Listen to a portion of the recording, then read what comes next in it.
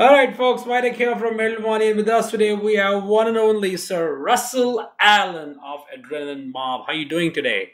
I'm doing great, man. How are you doing?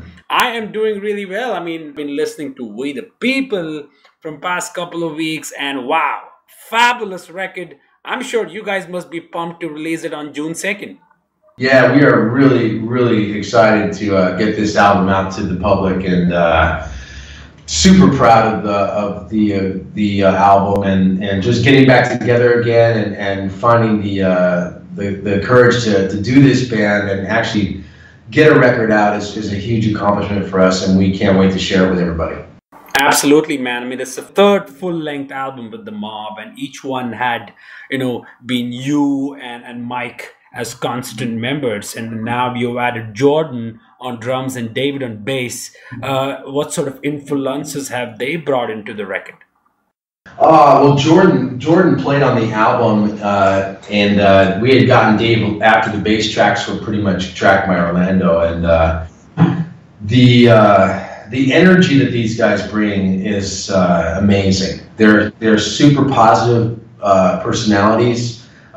Jordan's playing, of course, is just the perfect blend of finesse and fire with groove. Though he's got a great pocket, and he's very entertaining. As if you haven't seen the online video that we put up, it's just mind blowing, and it's just been received so well that it's got over 500,000 views, I think, in just a matter of a few weeks. He's reached almost 2 million people, and that's pretty awesome for a guy who's never been in a signed band before. So he's excited. We're excited to have his energy and his presence in the band. And of course, Dave Z is an incredibly talented artist as well, and just a genuine good person. I can't tell you how happy we are with the people that are surrounding us right now, and how positive it is for us right now, especially since we've dealt with so much adversity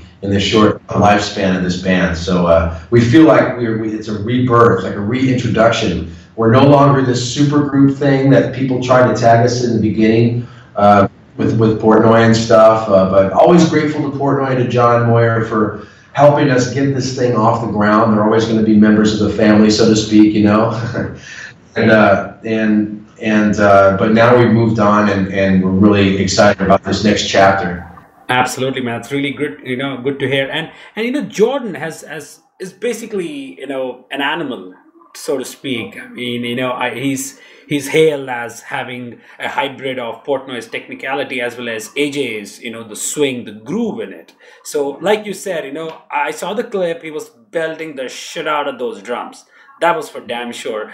How was the audition process, especially when you have to find someone who's going to take a throne that was controlled by Mike and AJ in the past?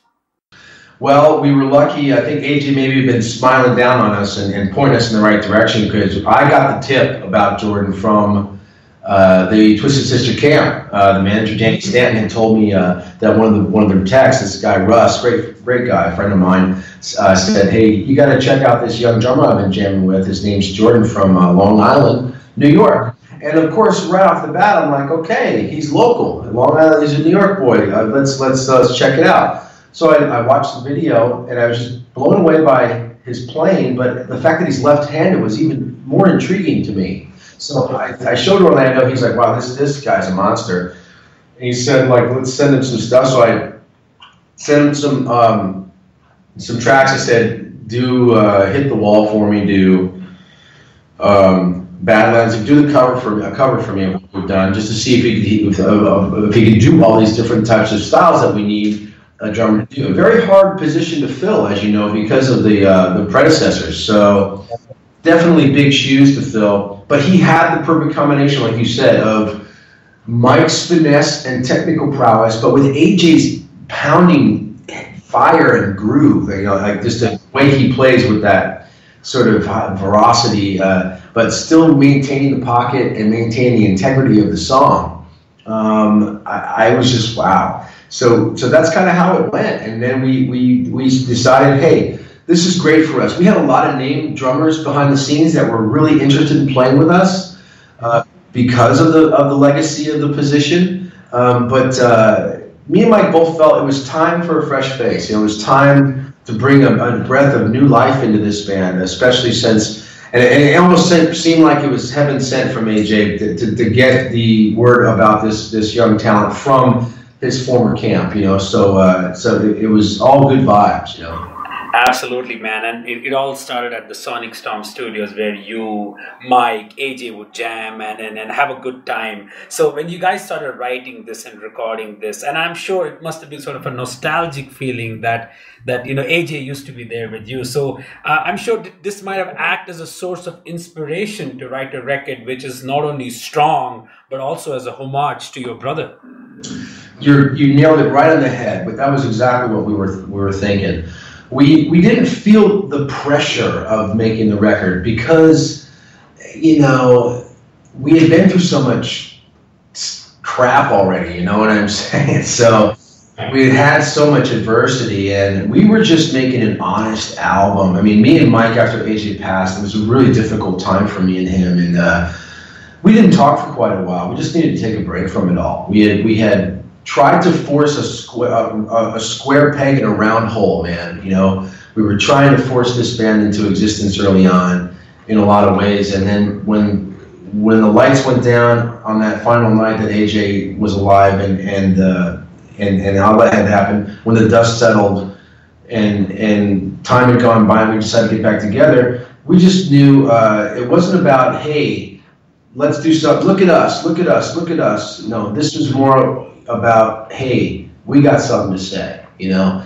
And Mike came at me with that attitude, and I was immediately interested in doing this album again with him and giving this another go. And in honor of AJ, we knew we had to make it great, but you know, we didn't really feel any pressure. We just felt like we had an angel on our shoulders the whole time, you know? So it was really awesome.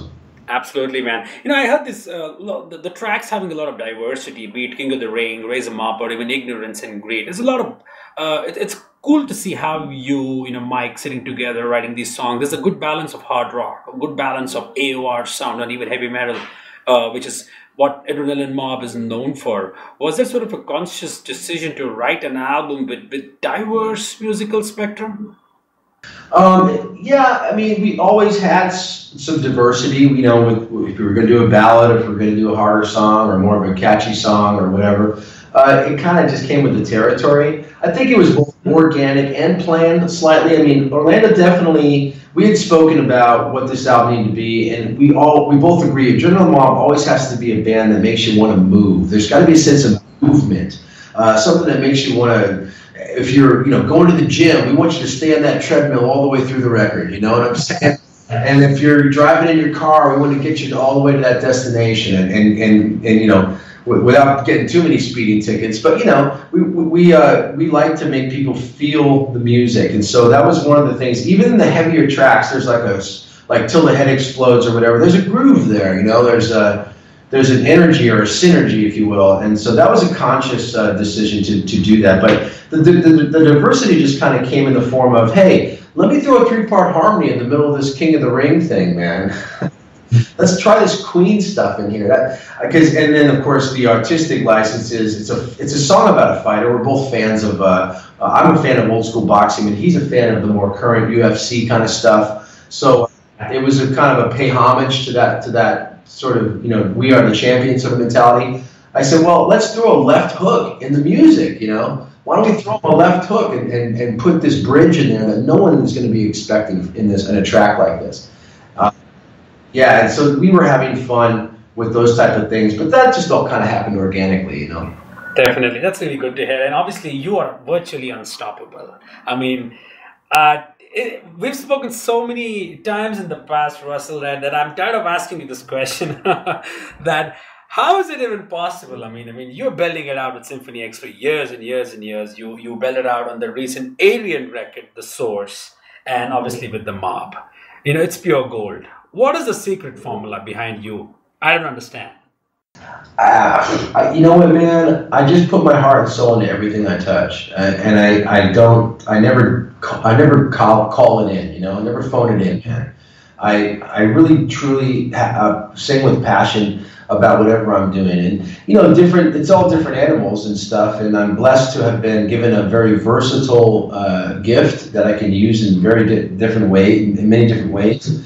With Symphony X, it's more of like, I'm more of an actor in that band.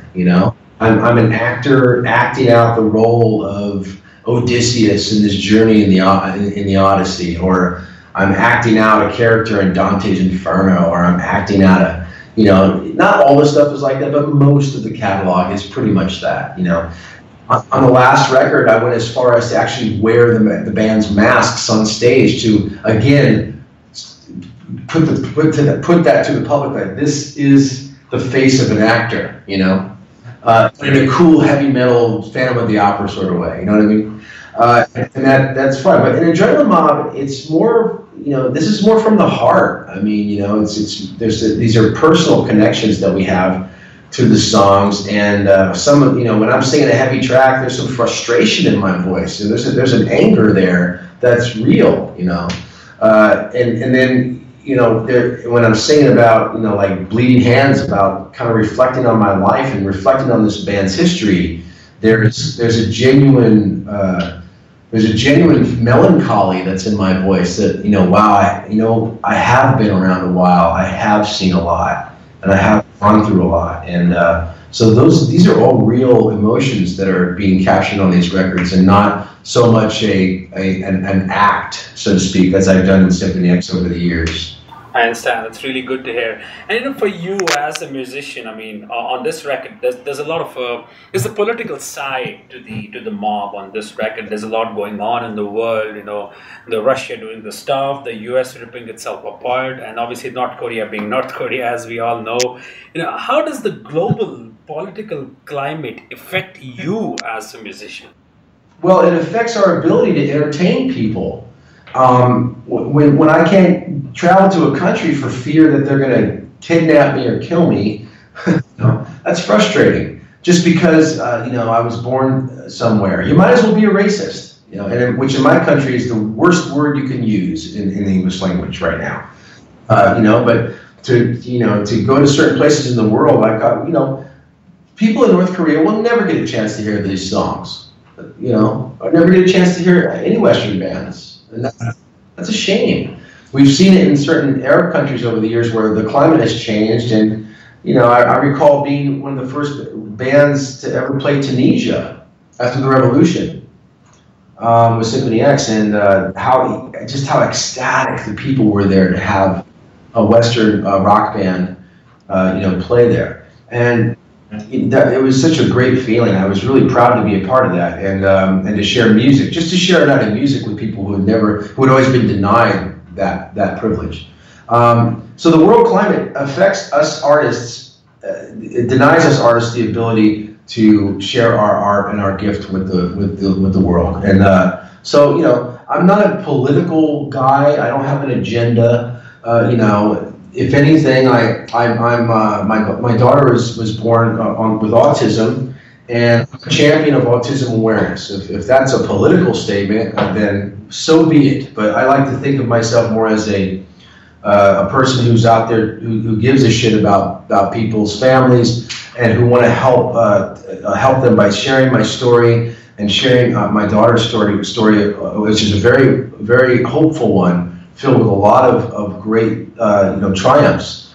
I do a thing called Metal for Autism in Italy, and all the record, and all the money that we make goes to a clinic in Naples that specializes in autism treatment. So, those are the types of things that I'm about, personally. And Adrenaline Mob is not a political band by any stretch of imagination. We were just writing this stuff during the election. We were both just amazed and appalled at the media war going on, and that kind of became the inspiration for We the People. But by no stretch of the imagination are we pro-Trump or anti-Trump or pro this one or pro that. We're not for or against anybody's cause, but we are about having a good time and having people make up their own minds and be free. I think Adrenaline Mob, the whole idea of a rock and roll mafia is to live by your own rules, man, and do what you like to do, and do what makes you happy, as long as you're not hurting anybody else. You know, it's kind of like where we stand. So. What about Symphony X? Is there anything happening currently with, you know, Michael, you, and the others? No plans at this time. No. So you guys are just taking a break until probably get back sometime next year? No, I don't see anything in the foreseeable future with that, because you know, I know Romeo was talking about doing a solo record he's been working on, and some other stuff, and the other guys are doing the same. There's been no talk of a new album. There's been no talk of any touring, and so, you know, I'll be honest with you. You know, I'm 100% committed to this band, and that's what I'm about right now. So if you want to come see me sing in the next, you know, few years or forever, how long this thing goes on for, then you're going to see me in the mob. So there's no future plans for Symphony X at this time. All right. And what about, you know, you work with many musicians. I mean, you worked with, we already discussed with Arjen Lucas. And is there someone on your radar where you feel like, okay, I wish to be part of this band and probably be, you know, or maybe a supergroup or something where you can get to work with your friends who we have, you know, you've made over the period of the last 2 decades? You know what? I just was offered a supergroup kind of a thing, and I turned it down, man. I really believe in what I'm doing with this band, and I think it's you know, it would be wrong for me to turn my back on the mob right now. After with AJ's passing and everything, I just feel like, you know, loyalty's a rare thing these days, and if I could get together and bring my friends together to do something for autism awareness, and we could do a project that raises money for families, you got my attention, man. You know, but if you want me to go, you know, traipsing around in some, you know, project band, you know, I'm just not interested. That's kind of where I am right now. You know, it's, yeah, man, it's just kind of where my heart's at and where my head's at. Absolutely, man. Truly inspirational. Russell, thanks again, man, for sparing some time. You know, good luck with the release, the tour. Obviously, we will be catching you on tour, and, you know, I hope you get to travel as much as possible for this release. Not too much, man. I'm gonna miss my little babies, you know. But yeah, I still want to get out there and share my gift and the gift of adrenaline mob with the world. That's going to be a great time.